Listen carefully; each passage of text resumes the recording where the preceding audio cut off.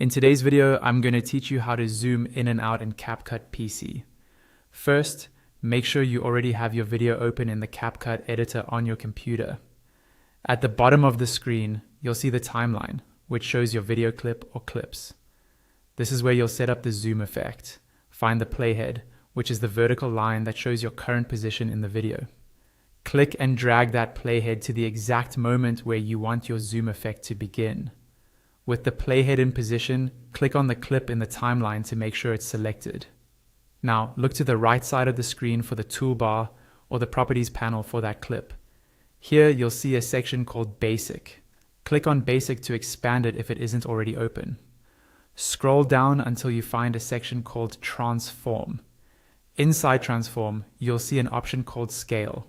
This is what controls how zoomed in or out your video is. To create a smooth zoom, you'll use keyframes.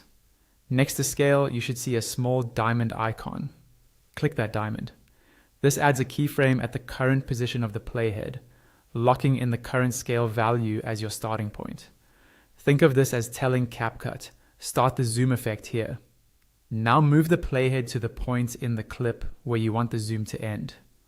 This might be a second or two later, depending on how fast you want the zoom. Go back to the Basic tab, look for Transform again, and use the Scale slider to increase or decrease the zoom level. As soon as you adjust the slider, CapCut automatically adds another keyframe.